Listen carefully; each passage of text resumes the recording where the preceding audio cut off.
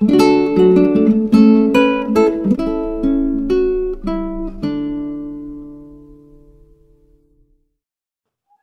dia, meu irmão, minha irmã, bem-vindos a este nosso encontro de toda manhã da reflexão da Palavra de Deus.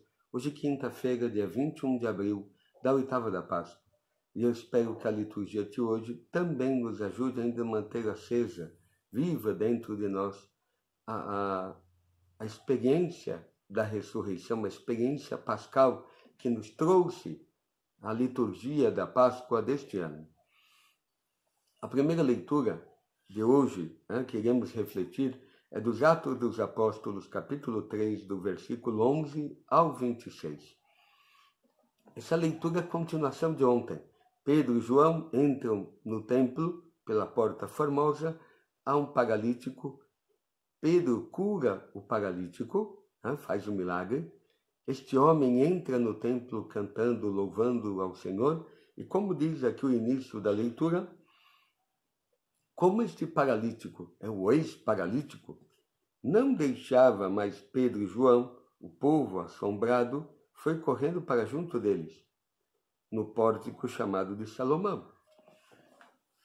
E Pedro aproveita este sinal, este milagre, e começa a anunciar o querigma, a boa nova de Cristo, dizendo, olha, é verdade, tudo aquilo que aconteceu com Jesus de Nazaré, e que vós matastes ou entregastes para ser crucificado, é no nome dele, no poder da sua ressurreição, que este homem está curado, não pelo nosso próprio poder. E começa a convidar o povo a aceitar, a acolher, converter-se à pessoa de Cristo, a acreditar nele, para que a fé em Jesus, e pelo batismo, pela conversão, pelo sacramento, possam ter os pecados perdoados e a vida divina, a vida eterna neles, que nos vem de Cristo.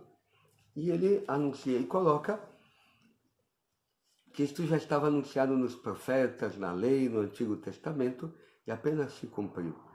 E se eles têm a boa fé, de acreditar nas Escrituras, em tudo que fala Moisés, os profetas, os salmos, a lei, olha, é um convite agora a acolher, que tudo aquilo que o Antigo Testamento profetizou se realizou, e convida a eles, aos ouvintes, e aqueles que presenciaram, viram, estão vendo este milagre físico deste homem que era paralítico, agora anda, a acolherem a fé em Jesus, converterem-se para Jesus. Eu espero que seja um convite também para nós. Aqui os discípulos, como eu expliquei ontem, o Senhor permitiu que por meio da mão dos apóstolos se realizassem milagres, sinais, para potenciar a palavra do apóstolo. Às vezes a dificuldade do pessoal em acreditar, então Deus permitiu o milagre. Mas o fundamental não é o milagre físico. O fundamental é aquilo que chama o Concílio Vaticano II, que podemos chamar de um milagre moral. Ou seja, se você pega o Ato dos Apóstolos, à medida que vai se fundando comunidades cristãs, Corinto, Éfeso, etc., vai quase que sumindo, desaparecendo os milagres. Por quê? Porque o verdadeiro sinal, o milagre, vamos dizer assim, que por excelência que o Senhor quer, é a própria igreja. É irmãos, pessoas tão diferentes de caráter, de jeito, de pensamento, e que podem viver a comunhão, o amor, em que a ressurreição de Cristo vivente neles destruiu a morte e o pecado. Já não tem mais o orgulho, a soberba, a inveja, como algo que dirige, vamos dizer assim, a vida dessas pessoas. Agora o amor, saem de si mesmo, já não vivem para si, escravos de si mesmo, podem amar o outro, podem perdoar, podem dar a vida ao outro, podem morrer ao outro, sair de si para o outro, que era a figura da paralisia, deste homem, mas é a figura também de todos os nossos pecados. A obra maior que Deus realiza é destruir o pecado e a morte nos cristãos para criar a comunhão, a igreja. Olhai como ele chama. Entre eles, dirá o Ato dos Apóstolos, tudo era comum, não havia necessitados entre eles, e eram fiéis ao partir do pão, tudo aquilo que fala a leitura do Atos dos Apóstolos, que veremos mais para frente nestes dias. Por isso, vendo a igreja, este é o sinal que o Senhor quer que apareça no mundo. A comunhão, o amor, para que, como dizia de Jesus no Evangelho de São João, como ele, Jesus e o Pai, são um, nós com ele sejamos um. Este sinal da unidade e do amor entre os irmãos seja um sinal que se manifeste para o mundo, para que o mundo acredite. E espero que seja esse o fruto da Páscoa em cada um de nós. O Evangelho de hoje é o Evangelho de São Lucas, capítulo 24, do versículo 35 ao 48. Os 2 discípulos de Emaús, aqueles que estavam voltando, tristes, acabrunhados, decepcionados, desistindo já de tudo, voltando para a sua vidinha, depois do encontro com Cristo, a caminho de Emaús, e o tendo reconhecido no partir do pão, voltam a Jerusalém e encontram os discípulos no cenáculo. E começa o Evangelho hoje justamente este encontro desses 2 discípulos com os outros apóstolos. E os outros confirmaram, é verdade, Cristo está vivo e apareceu a Simão. Enquanto ainda os discípulos de Emaús estavam relatando os fatos do caminho, de como viram Jesus ressuscitado no caminho e reconheceram o partir do pão, o próprio Jesus aparece no meio deles no cenáculo e desejando a paz esteja convosco. Eles ficaram espantados, assustados, achando que estavam vendo um fantasma. E Jesus lhe diz, por que estáis preocupados e tende dúvida no coração? Vede minhas mãos e meus pés, toquem, vocês podem ver que um fantasma não tem carne e osso.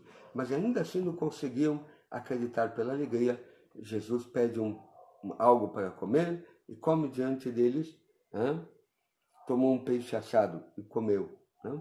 E fala que Jesus abriu a inteligência deles para entender tudo o que diziam os profetas, os salmos, o Antigo Testamento, a lei, sobre ele, o que deveria acontecer com ele, para que eles entendessem de que tudo já estava anunciado, tudo isto que aconteceu com Jesus, e que acreditassem nesta ressurreição de Cristo, de que ele venceu a morte, está vivo, e é nesta ressurreição, convertendo-se dos seus pecados, recebendo este Espírito da ressurreição neles, os discípulos estariam livres do pecado e da morte, e todo aquele que aceite este anúncio da sua ressurreição também tem a vida nele. Por isso aqui só queria destacar que difícil foi para os apóstolos acreditarem que Cristo estava vivo. Quantas vezes o Senhor apareceu a eles, fez eles tocarem o seu corpo, comeu na frente deles. E esta incredulidade, esta dificuldade dos discípulos, dos apóstolos em acreditar na ressurreição é mais proveitosa hoje para a nossa fé do que aqueles que acreditaram prontamente de que Cristo estava vivo. Por que digo isto? Porque tantas vezes na nossa vida, diante de tantas mortes, tantas dificuldades, tantos problemas, tantos traumas, tantas coisas da nossa vida, parece que nos faz duvidar de que Deus é amor, que me ama, que perdoa os meus pecados, que me quer fazer de verdade um santo filho de Deus, de que se Cristo ressuscitou, porque o Espírito da sua ressurreição, o seu Espírito não está em mim e não me ajuda a vencer as mortes. Por isso o Senhor quer que nós tenhamos uma experiência assim da sua ressurreição na nossa vida, mas que nós reconheçamos que é obra dele, não nossa. Se eu acho que venço as dificuldades, os problemas da vida, as mortes existenciais da minha vida, então não vou dar glória a Deus. Darei glória a mim, como sou um cara bom, como eu sou um cara legal, como eu acreditei no Senhor, etc. Mas se eu vejo que aquele problema, aquela situação, humanamente não tinha como resolver, e foi Deus que abriu caminhos no meio da morte, como para os judeus abriu um mar vermelho, para que eles saíssem livres da escravidão, Então tenho que reconhecer que é verdade. Cristo de verdade destruiu em mim a morte. Hoje posso amar, posso perdoar, e posso morrer e dar a minha vida ao outro. É obra de Cristo em mim. Não é obra do meu voluntarismo, do meu esforço. É obra da ressurreição de Cristo em mim. Para que, vendo e reconhecendo que é obra de Deus em mim, possa glorificar a Deus e anunciar aos outros a obra que Deus realizou em mim por meio do seu Filho, pela sua ressurreição.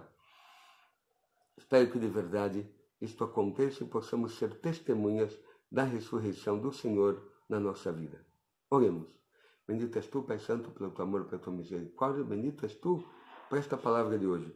Ajuda-nos a acreditar de que no teu Filho temos a vitória sobre a morte e podemos de verdade caminhar sobre a morte, as nossas mortes de cada dia, e poder ressuscitar com teu Filho cada dia, para que um dia, plenos do teu Espírito, possamos um dia também vencer a morte física e estar contigo no céu, contemplando-te face a face, com os anjos e santos. Isto pedimos por teu Filho que convosco vive e reina, na unidade do Espírito Santo. Amém. O Senhor esteja convosco, Ele está no meio de nós. Abençoe-vos o Deus Todo-Poderoso, Ele que é o Pai, o Filho e o Espírito Santo. Amém. Até amanhã, meu irmão, minha irmã, para esse nosso encontro da reflexão da Palavra de Deus.